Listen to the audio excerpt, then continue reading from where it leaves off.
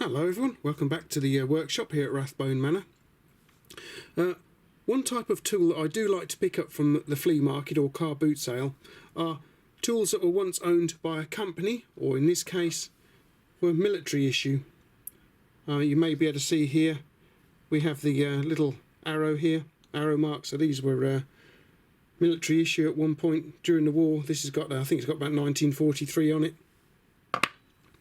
This, I believe, is from my research, is a railway carriage key carried by the guard, possibly. Picked that up last time I was at the boot sale. Both of these were owned by two different companies. This one here, as you can see, stamped in there. That may be the year of its issue. It could be the guy's clock number, I don't know. This one here, as we can just about see there, SM gas code. I also have this little Walco pipe wrench here. This was owned by the SS gas company, don't know when, but that's another one. And there's this little fella here, which is the subject of today's video. What we have here is a set of vintage Elliott Lucas Elect, made in Cannock, England, long nose pliers. As you can see, they've been quite heavily modified. What they were used for, I have no idea. Right, let's take a closer look at them. As you can see, the tip of the jaws has been heavily ground, and this has been done for a very specific purpose. As you can see, look at the tips here, angled out, narrowed down. Also, the handle has been threaded and it's adjustable, as you can see. And not only that, whoever did it has also put a little drill to carry on drilling into here as well. As you can see, the thread comes through.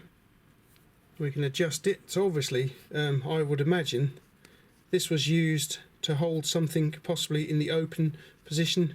If you get rid of the nut for a moment or two, as you can see, we can widen the jaws so it will actually hold something open. So maybe it was used on a circlip of some description. I don't know. Again, this is one of those tools that has a story to tell, but it's not telling anyone anything. So, would you like to tell us your story then? No. No. You sure about that? Yes. I think these cost me £1 from the car boot sale last year, I think it was. Yeah, you know, I just love stuff like this here. If it's owned by a company, because I would imagine this was most probably owned by a company. Somebody's in somebody's toolkit there, and they obviously modified it to make life easier for them. I wonder what that reason was. I wonder what they were used for. It's something we'll never know, but yeah, what an interesting little pair of pliers. As I say, they are Elliott Lucas Elect. I don't know the model number because it's not on here, but as I say, they were, you know, just a standard pair of long nose pliers until someone got hold of them and used them for this specific purpose, whatever it was.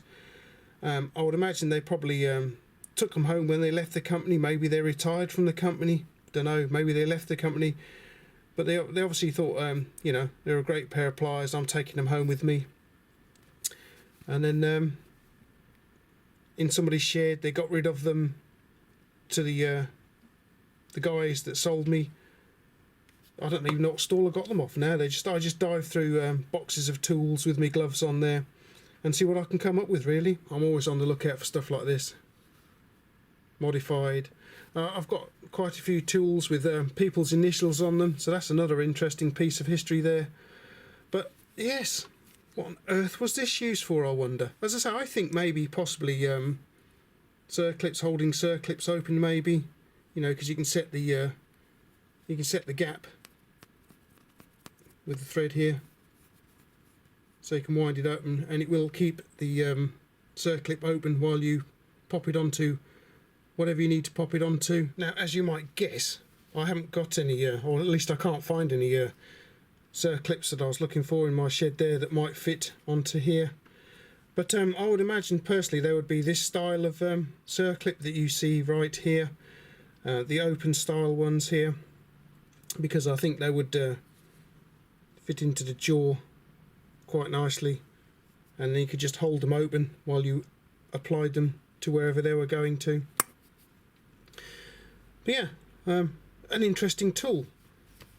Unfortunately, we'll never know what they were used for, or when they were modified, who modified them, you know, why he modified them. But it's still, you know, it's an interesting piece of history, although we'll never know. But it's an interesting piece of history, and this is the tool, the type of tool that I like to look out for when I'm out and about at boot sales. They turn up every now and again. But this set of pliers, I think, are really interesting. What were they used for, I wonder? If you guys have got any idea what these could have been used for, please feel free to let me know in the comments down below, because I'd be quite interested. I say I've got no idea what they're used for. I shall never know. Chances are I shall never know what they're used for. You know, we'll never know who modified them, what they were used for, what company they were used at. Who knows? I mean, it could have even been somebody's home they used them. I don't know. But I'm thinking more likely it's going to be a company in a company toolbox somewhere that somebody used them for.